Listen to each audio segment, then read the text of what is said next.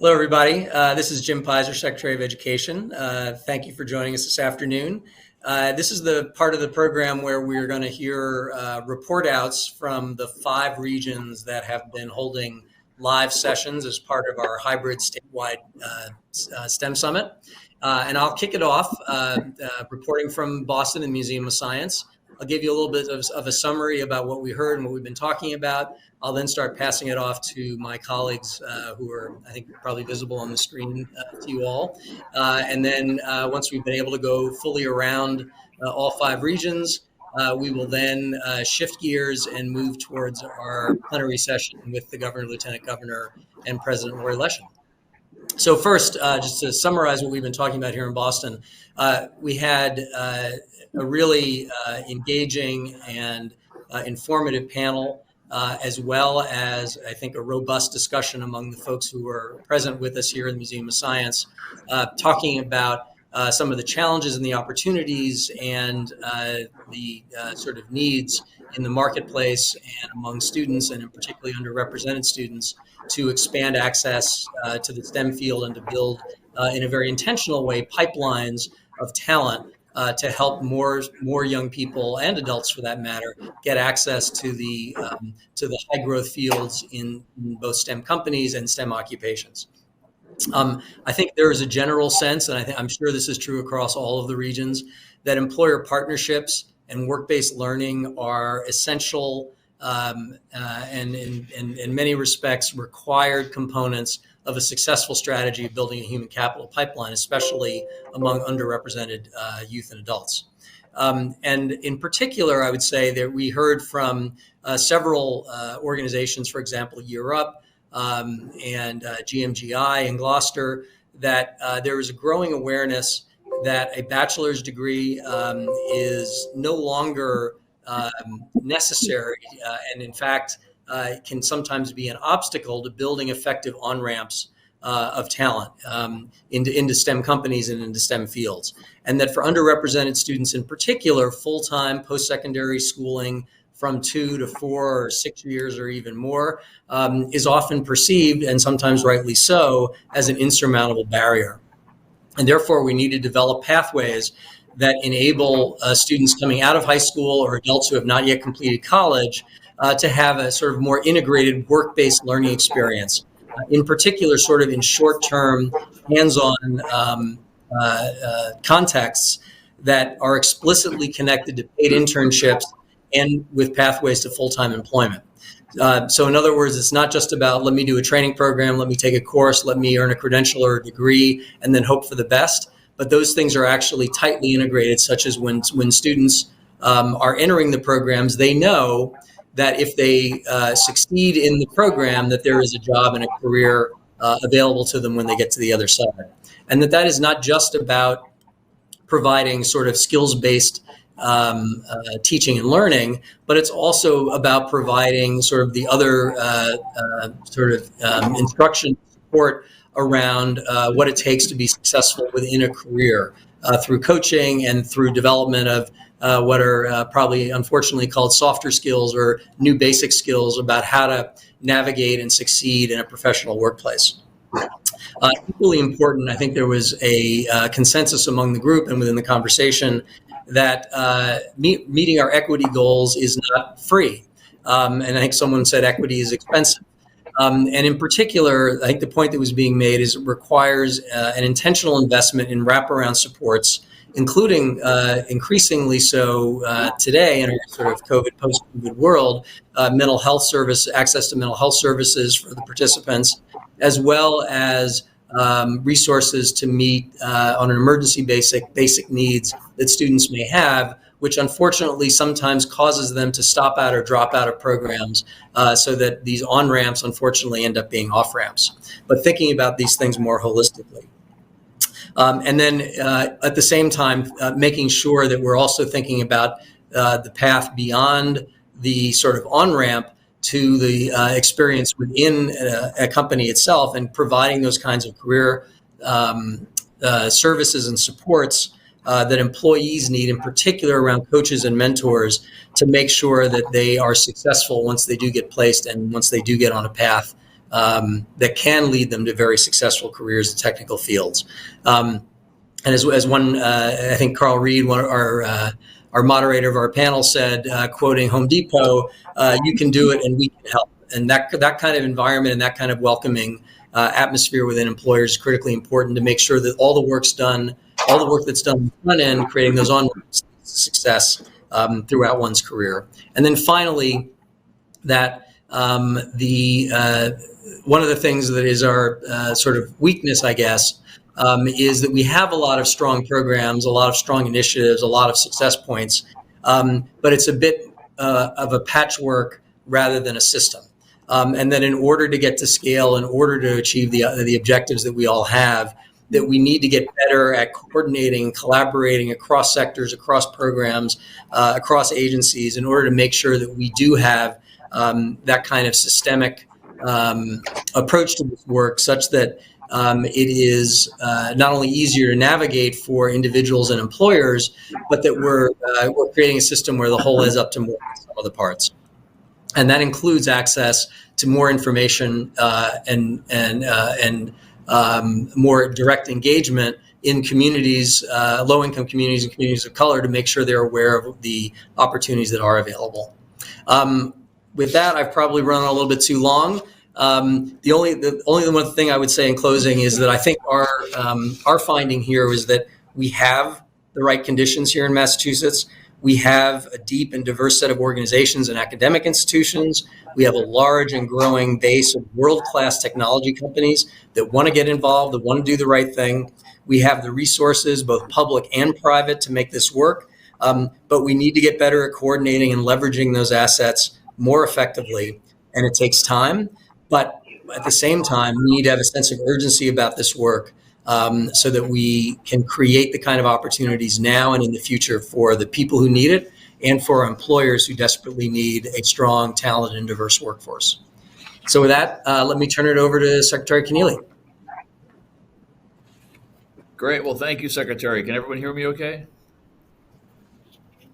Good. All right. Well, I'm here at the new Amazon facility in Westborough. It's a fabulous place, by the way. I was pleased to be here. I think it was last fall with the Lieutenant Governor to announce the opening of it. And big thanks to Amazon for hosting us and for their terrific partnership with us and making Massachusetts the global hub for robotics. They've been a great partner in that regard. I want to echo a little bit of what Secretary Pizer said about urgency. We're at a moment in time now where this work has to be done with greater urgency and greater scale than ever, given the changes, economic changes, technological changes of the pandemic, that the fact that we have to always focus on developing, attracting, and retaining talent, in many cases finding new career pathways for our citizens. So it is a moment of time where there's a lot of urgency, and a moment where there's a lot of money. We got $240 million of money from the American Rescue Plan Act to invest in workforce skills programs. So, and those are some of the things we talked about here today. We were joined by the Lieutenant Governor, who gave a great overview of the work of the STEM Advisory Council, which, as folks know, is partnered with so many employers and educational institutions who share our mission to inspire a STEM start for learners of all ages in Massachusetts. We went into some detail about the regional labor market data, and we've had now for some time, as folks probably know, this process of having regional blueprints and trying to get into detail about the needs of industries and companies, mapping which jobs are available, in which industries, what are the credentials you need for those jobs, and trying to map that to an educational or training provider. So we went into some of that data here on a regional basis. There are a very large number of educational institutions and training entities already in Central Mass, an extensive amount of career-related education and training that's already taking place or anticipated to begin over the course of the next few years. So a lot of exciting activity happening here on the ground in Western Mass. After the Lieutenant Governor and I spoke, Ken Turner from Mass Life Sciences shared the programs his organization supports. You know, Mass Bio recently came out with a projection of 40,000 new life sciences jobs over the next 5 years or so. And, you know, that's not going to happen by itself. Those are jobs that if we get the talent pipelines, the training pipelines right, those jobs will materialize here in the Commonwealth. And that's all across Massachusetts. Life sciences has truly become a statewide opportunity. But Ken talked about his programs at MLSC that are meant to enhance the pool of prospective employees who have practical experience, increased opportunities for mentoring, and enable more students from across the Commonwealth to explore careers in the life sciences industry. It's a very, very exciting space, and there's a lot of different types of jobs available in life sciences. Our great friend Julie Chen from Umass Lowell provided updates on programs around mentorships and on-ramps for students in high school and post-secondary programs. And it highlights sort of three other sort of major notes from this morning's discussion. One, the Lieutenant Governor discussed the recently announced $4 million internship program. We heard a need to have paid internships for students, and this program is meant to be responsive to that need. So the goal is to have 2,300 internships by the end of the year, where student salaries are to be paid by the Mass Hire and Career Workforce Center boards. It's really exciting. I think a lot of folks want to have an internship, but need to make money, and this is a way to fulfill both of those objectives. So that was the first one. The second sort of big theme or takeaway is talking about the reduction of barriers to higher education. How do we strengthen the K through 12 pipeline with curriculum changes? How do we increase training and exposure for teachers and educators to make them more familiar with STEM? A lot of good discussion in that regard. And then also third is how do we further promote STEM to non-traditional demographics or demographics that currently aren't that well represented within the STEM workforce. So women, minorities, established career people seeking career changes. If you look at the demographic data of STEM, we got some work to do in that regard to make the talent pipeline more diverse.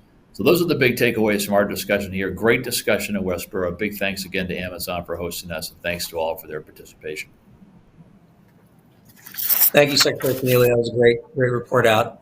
More succinct than me. I'm envious of your note taking. But really appreciate the report. Now let's shift out to Umass Amherst, where Dr. Johan Uven is there, who is the executive director of the Umass Donohue Institute. Well, I'm happy to report that it was a great day in Happy Valley this morning. We had a wonderful program this morning. We'll share a little bit of the highlights of what actually happened, and then add to and not repeat some of the themes that emerged from our discussions here. So we opened up our on-site discussion here, looking at what is it actually going to take to create equitable pathways into STEM careers. And we had some wonderful panelists, including Rashid Farad Davis, who is the founding principal of Pathways to Technology in Brooklyn. We had Grace Sue, who was a leader at IBM and subsequently at Microsoft. And then we had Professor Wilmore Webley, who is a microbiology professor here, the Associate Dean for Equity and Inclusion. And then we had Allison Little, the Assistant Commissioner for PE16 Alignment and Outreach, and Jeremiah Johnson, who heads up our evaluation studies looking at the effectiveness of STEM programs. So with this panel, we actually had the perspective of research, the practitioners, policymakers, and business, and the business voice as well. It was very powerful. We first had the panel define what does an equitable STEM career pathway look like, what are the benefits, who needs to be involved to make this happen, what role do teachers have to play, what role does industry have to play, and then we had the benefit of the advice of all these panelists in terms of how do we get to scale? What have they learned that we should keep in mind when we want to create more equitable pathways into STEM careers at scale? So that was a big, important moment. And then we did what most regions did. We highlighted sort of the findings from the regional blueprint. And in our case, it's health sciences, education sciences, and advanced manufacturing. We talked a little bit about, how has COVID impacted the demand in these sectors, and shared and looked at and discussed some of the supply gap data. We know that the health sector and the advanced manufacturing sector, two of the very critical ones in our region, have not been affected by COVID in terms of the demand for labor. The unmet demand for labor seemed to be robust. In the education sector, that's a little bit different. We actually saw significant drop there. compared to what the pre-COVID demand was. And then we had a wonderful opportunity to hear reflections from Undersecretary for Workforce Development, Jennifer James, who highlighted many of the great things that the administration has done here. But one thing that came up that I think is something worth mentioning is the interconnectivity, particularly in our region where we have some transportation and some housing challenges, but the interconnectivity of transportation issues, housing issues, education issues, and then actual employment opportunities, right? And that we need to sort of take our regional planning work that has taken place and produced great benefits sort of to the next level and begin to address those types of issues more directly. Then we sort of had the discussion with our STEM partners here, and the themes that at least for me sort of stood out was, and this is not to repeat things that I've already said before, but this notion of, are we designing at scale or are we designing for scale? And I thought that was a very interesting conversation because we seem to be in agreement that we need systemic change at scale. So, and we talked about the different ways of getting there. Do you start by piloting an idea here and there and then try to get it to scale, or do you actually try to design something at scale? And I think some of the STEM initiatives in the community college system were used as a reference there. Another thing that stood out was, and we're very concerned about this and we want to do something about this, at the secondary level, there is uneven access to STEM opportunity. Students in some districts have no options. Students in other districts have multiple options. And all of this is within like a 10-mile radius from each other. So we need to really sort of look into that. And I'm committing us as the Donohue Institute to want to work with our state partners to address that issue. And then I'll two more things. The key theme was the need to work with our community and our employer partners if we really want to diversify our pipelines. It's going to require some changes in employer practices. It's also going to require some connections with community organizations that actually have individuals who may be interested in pursuing STEM careers. And then we talked about what commitment do you want to make today as a result of our gathering at. And believe it or not, I could not keep up writing this down. I did not anticipate that. So I'm not going to read all of them to you, but happy to supply the full list to you. But I'm going to, in addition to the obvious internship ones, that people will continue internship opportunity, there were some things that I thought were in the cool category. And I'll give two examples. One is to expand opportunities for teachers to actually emerge in local industry experiences themselves, to actually go find opportunities for teachers to work in some of the STEM environments, and then with the expectation that they would then translate those experiences into curricular and classroom experiences for students. So that was a commitment that someone made. And then there was someone operating girls' science clubs, and so excited about the impact that they see that they made a commitment to say, we're going to do this, we're going to bring this to all schools in our region. So, but there were so many more. So with that, I love ending sort of with the notion that people made commitments to do things in the space that they had not done before. So with that, turning it back over to you, Secretary Pizer.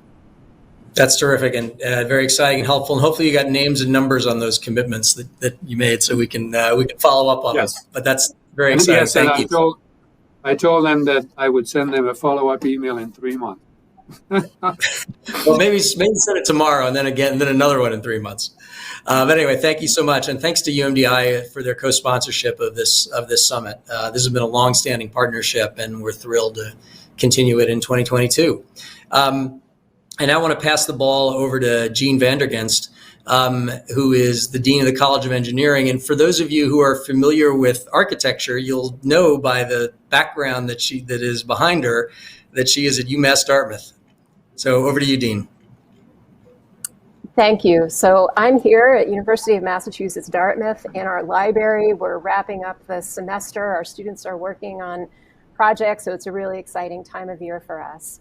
It's great to host this panel today. It started off on clean energy, where we were joined by Secretary Theodoros, Tamika Jacks from Mass Clean Energy Center, President Douglas from Bristol Community College, and Anthony Karinchin from Woods Hole Oceanographic Institute.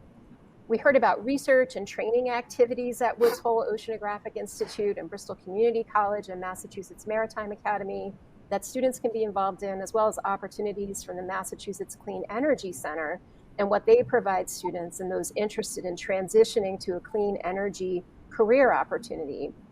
The highlights from our panel included the critical need to pay interns. And we heard from the Massachusetts Clean Energy Center that they have opportunities to basically reimburse employers who are paying students through their program.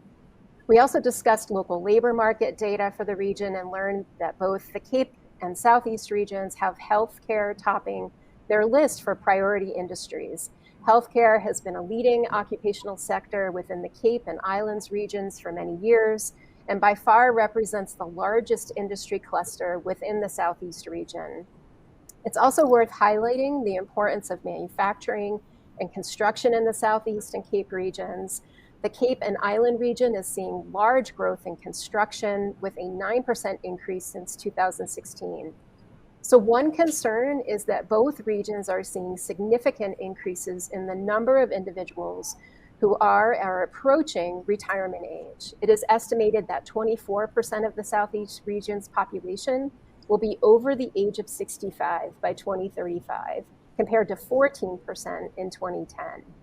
This age shift, absent significant growth of the overall population, has potentially significant labor supply implications. So we had a great discussion in our group. We had teachers and employers and people from higher education, and a couple of things came up.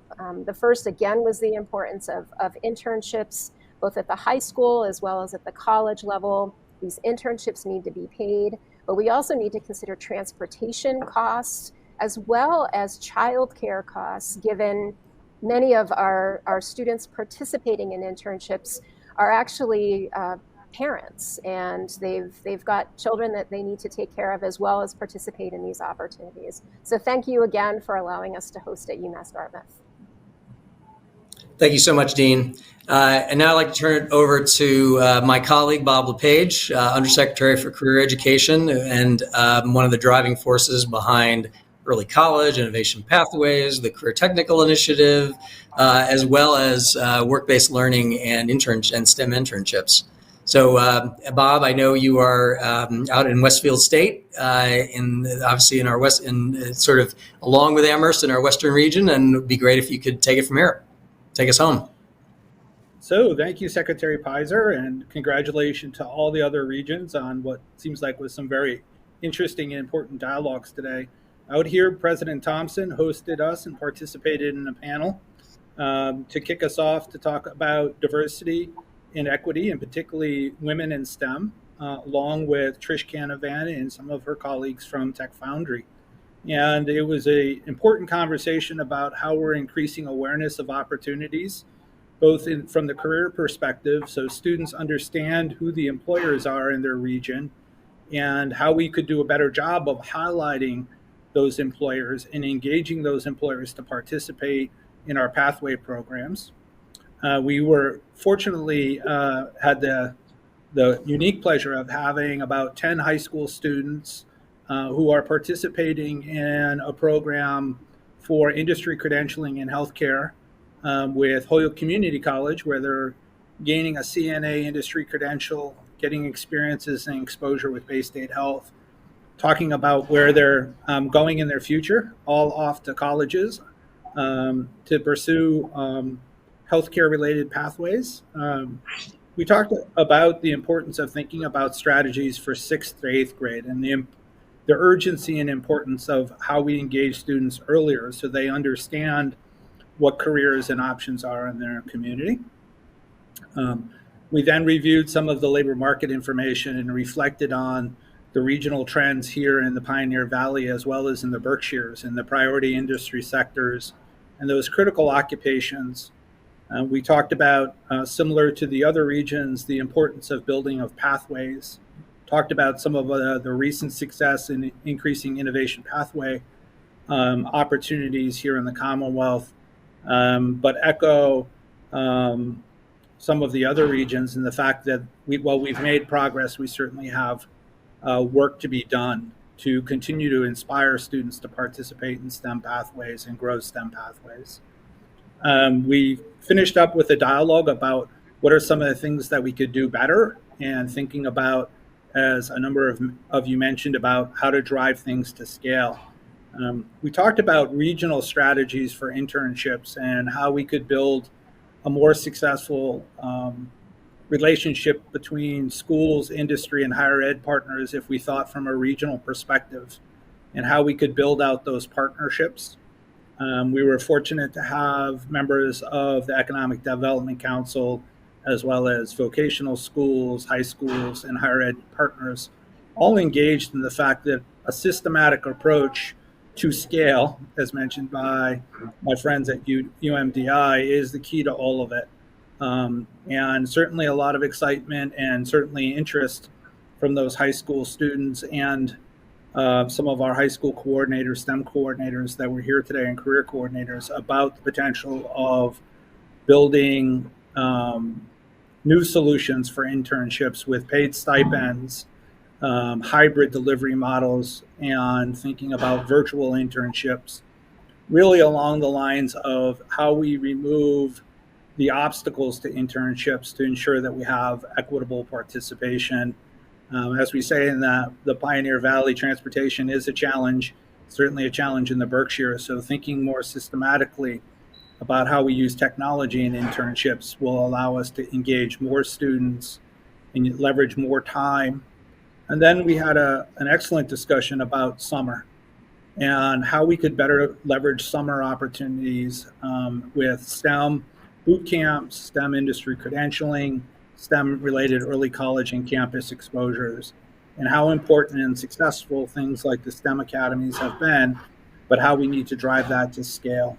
And then the last thing I would talk about that I think is a real opportunity for the Commonwealth is how we can create more see yourself in STEM digital clips from industry, showing diversity of jobs, diversity of sectors, to share with students so that they are inspired at a local and across the Commonwealth of who are the employers, who are employees that I could someday be similar to. So an excellent job. And again, I thank President Thompson and Tim Brook and the team for hosting us out here today. Thank you very much, Bob, and thanks to all of you for your excellent summaries. Obviously, thanks to everyone who is participating in all of the in-person events. Obviously, also want to thank all the people who are watching over the streaming service and who are participating, as they can in remote form, which is really helping us to expand access to this incredibly important event. And I got to say that this was a little bit of a high wire act to see if we could really pull off a hybrid STEM summit. And I think at least so far, we're almost at the end. That it's been a huge success. And I want to thank everyone who's made that possible. I want to thank Event Mobi, who has managed the technology platform. I also obviously want to thank the folks on my team and Lieutenant Governor's team who have done so much work behind the scenes to put this together. Especially, I want to shout out to Colleen Maloney, who has been leading the effort and herding the cats in order to make all of this possible. So thanks to all of you. We're now going to transition back to a sort of a plenary and keynote session involving the Governor, Lieutenant Governor, and Dr. Lori Leshin, President of WPI. And I think it's fair to say that none of this happens without leadership. and that the persistent and intense focus that this administration has had on STEM in all levels and across all dimensions has really been and the persistence of that focus over the course of the last 7+ years is a tremendous testament to the leadership that we have in the Commonwealth. And that starts with Governor Charlie Baker, but also with Lieutenant Governor Karen Polito, who have just really provided tremendous not only focus but resources and support for all of this work, and all of which we are seeing today across all of these events that are being highlighted in the summit. So with that, I would very much like to turn it over to Governor Charlie Baker, who hopefully is out there. I don't see him on my screen, but that doesn't mean he's not there, who will kick off our plenary session. Governor Baker.